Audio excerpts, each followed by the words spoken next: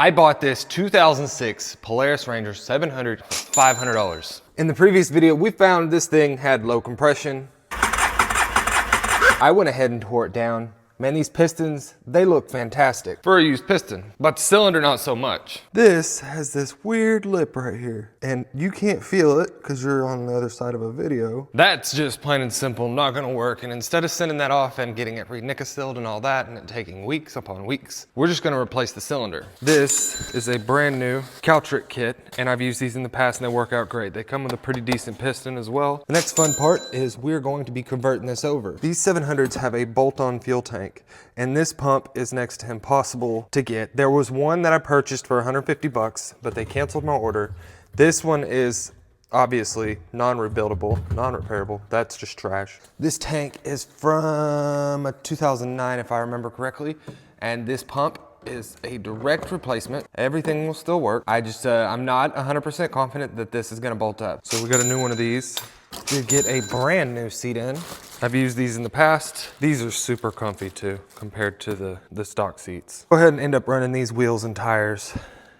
I've got two of them that have pretty good tread life left in them. New air filter foam. That's just the pre-filter. Air filter, got a used taillight off eBay.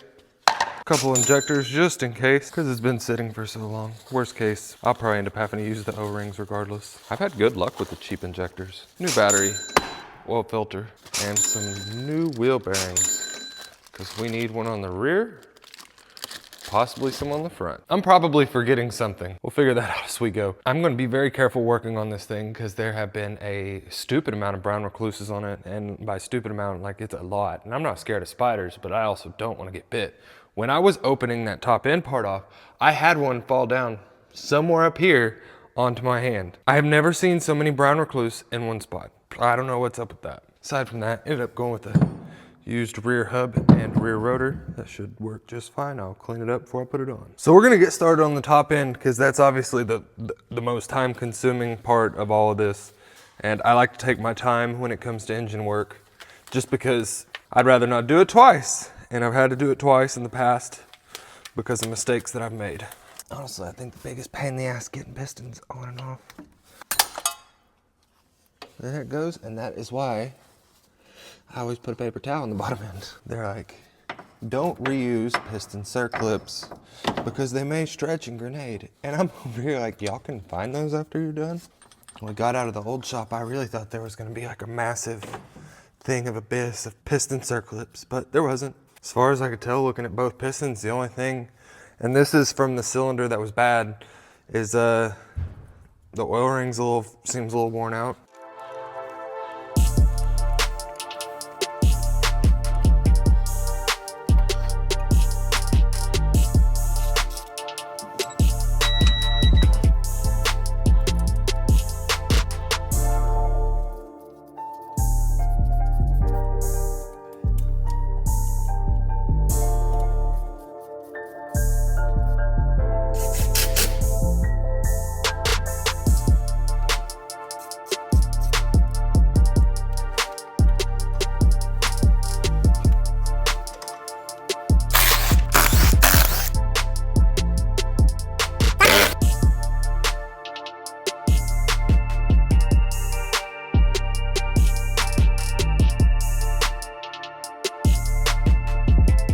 Now we should be good to go to start this thing.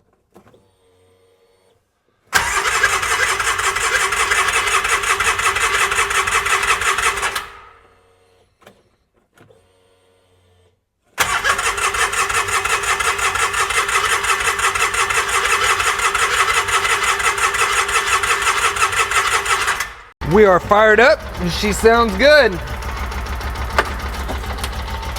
Third dauber nests are falling out of everywhere. Had some issues with my phone dying, so I missed out on some footage. I don't know if the injectors are gonna work out.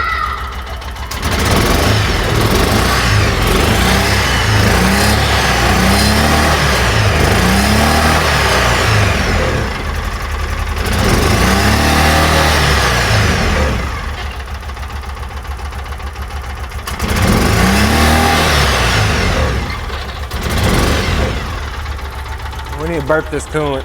It's running good. Every time I rev it, these little nests fall out of everywhere. That ain't good.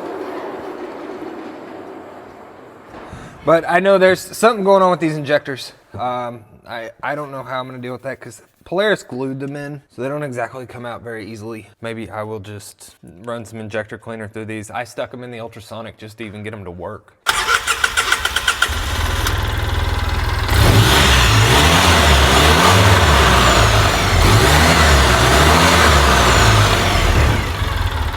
Clutches are looking good though.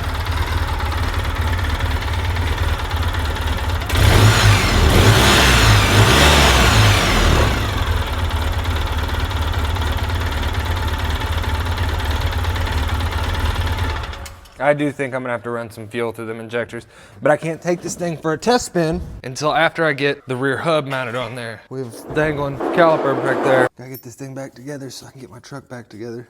I blew out a turbo adapter and it sounds like a 16-year-old kid with a V6 riding around straight piped.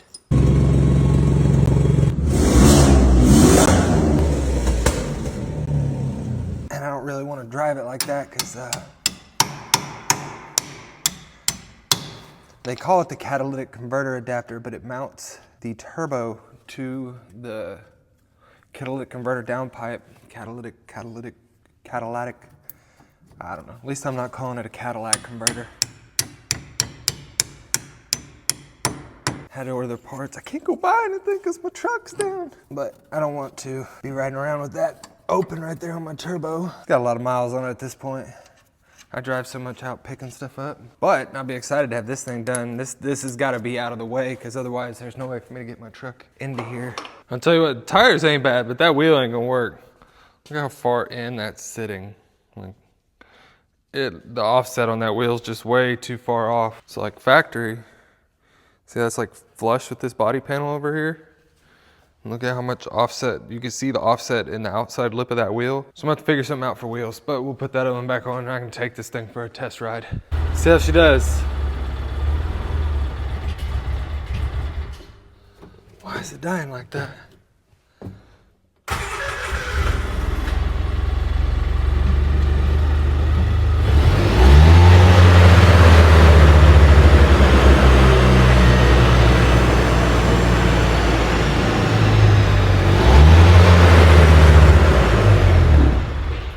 I did something wrong when I was putting this seat back on, I bet. Yeah, it would appear that I caught the cable. What the hell?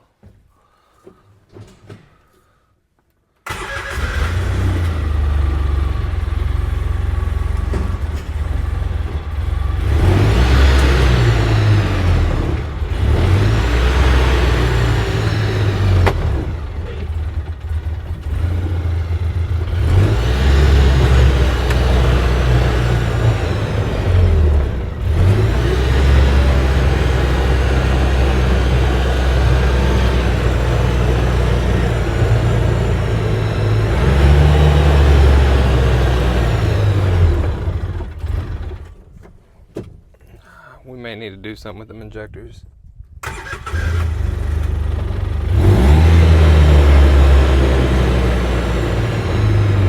It seems like the throttle's hanging.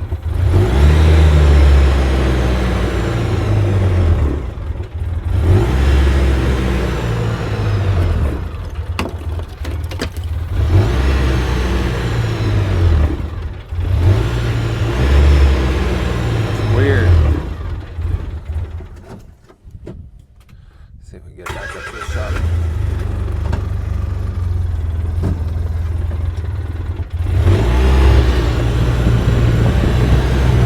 So I took the throttle body open and like, don't get me wrong, the throttle cable's in rough shape, but like that's not sticking. The throttle cable's not sticking.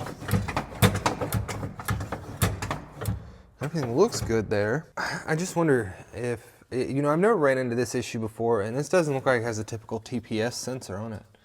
Looks like it has some sort of TPS sensor. I've never messed with this one. But I've never ran into one of these trying to hang up on the throttle. It's just at a weird point. I'm wondering if the injectors can actually cause that. I'm gonna look into that. I'm not like 100% confident. Is it the injectors or whatever. I'm still trying to troubleshoot that myself, and this stuff takes time.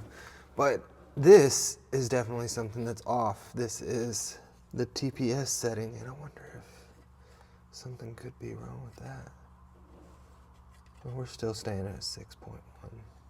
This should be 0.66 something. I don't remember off the top of my head. Now I know, according to Polaris, if you adjust, this is your little throttle thing right there. If you mess with that, you're supposed to just replace the throttle body per Polaris, but we ain't listen to them. This shitty throttle cable could very well just be the whole entire problem. I'm gonna order a throttle cable before I go messing with this. The settings on this, 6.1, 0.61 seems close. I don't know, and it'll idle. It does keep on a die at idle every now and then. This is what happens when you buy something that's old, been sitting for a long time, you know? These ones, if it's been sitting for 6 months to a year, you don't really run into all kinds of other issues. This could have had other issues to begin with that we don't know about. And that's the downside of buying used, downside of not really getting a whole lot of details when you're buying something, especially since this was used on a farm. All right, we're back. Now, I don't even remember where I left off on this video because the throttle cable on this is jacked up. That was the whole sticky throttle problem. Basically, like I could ride it around with the seat off and it would be okay. But when you put the seat on, it was binding this up right there. And that's causing our sticky throttle. USPS has been terrible lately, and I'm just waiting on parts, you know, like always. And finally got them in. Finally got our throttle cable in. The funny thing is it was looking like this one gonna be delivered. So Amazon had sent me a replacement, and then I had bought one on eBay too, because at this point I was like, whatever, we'll have them race. And this one just happened to pop up. USPS has been terrible lately. They're losing everything at the Tulsa hub. I don't know what's going on. Is that like that at y'all's local hubs, or is that just my stuff because it's going through Tulsa? I don't know. We're gonna get this swapped out, and this thing should be good to go. We gotta get what's it called? We gotta get the clutch cover and all that back on, but I just wanna make sure it's running good, shifting good, driving good before I put that on. That's become a habit now with these Rangers, or any sportsman at that, just when it's been something that sat for a long time. Before I put all the clutch cover and everything back on, I do that so I can look at my clutches and make sure they're functioning correctly. All right, let's see if I need to make some adjustments to it.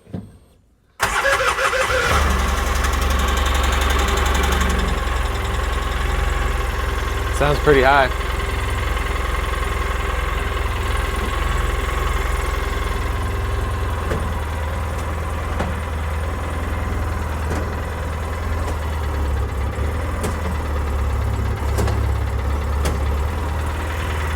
Idle down just a tad bit more.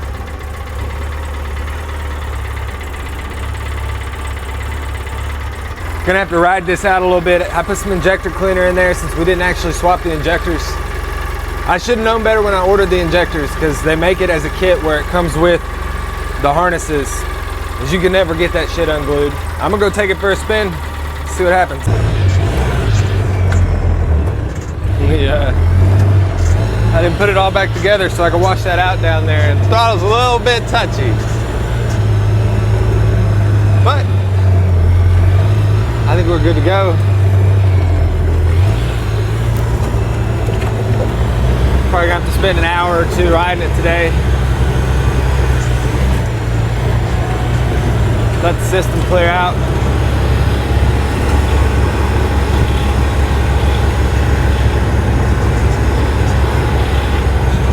Looking down towers, I'm gonna run this thing into a tree.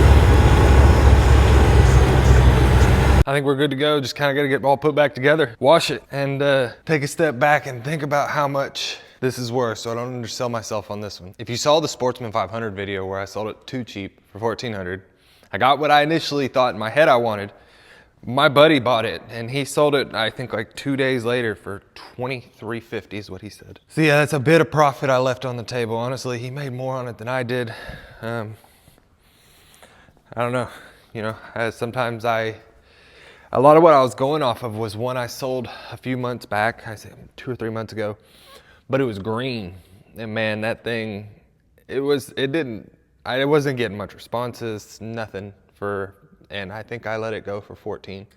I had originally listed it for 16 or so. It was very hard to sell, and I didn't want to deal with that again. It is what it is, so I'll take a step back. And if you didn't notice, it's got different tires on it. So I pulled the wheels and tires off the Sportsman that I had because I was able to make the aftermarket wheels that I was planning on putting on this work for that. So it'll work. I don't think the silver looks too bad. Once it's all cleaned up, put back together, I think it'll look all right. This thing didn't turn out too bad. There's still some stuff in the floorboard. Man, I washed the hell out of this thing. I mean, as you can't tell, it's pretty clean. And these dirt dauber nests still keep falling. Like, you can't really see them anymore, and I don't even know where they're coming from at this. Well, now I can see some over there. But for the most part, like, I thought I got them all. And they just, like, I'm riding and they just keep falling out. They're falling out from underneath it. Like, I washed the hell out of this thing too. Not too bad. I mean, the windshield, you can't see through it too much. Now, this has 836 hours on it. By the time it gets sold, it'll probably be 837, 838. I'll ride the hell out of it, as I have been riding it all afternoon. Put almost an hour of ride time on it today. I think it's worth 35. I'll probably list it 37, 38. I mean, it is a 2005 Ranger 700, but it's a fuel injected unit. It is a 700. You know, I want to say the 500s, I've been pulling 32, 33 out of them in similar condition, similar hours. So to expect to get a few $100 more out of a 700, that's not unreasonable. I'll tell you what though, this sucks. This whole cab, you can't see nothing. Luckily I haven't backed over my kid's quad because you can't see out of it at all. And man, is this thing touchy in reverse. So I don't know what's up with that. I guess I mean, it feels normal. It feels normal to be so touchy in reverse. It's just, they should have geared the reverse a bit different because it wants to jump. Possible, if you're still watching, possible sneak peek at the next video. I picked that thing up cheap. We'll see.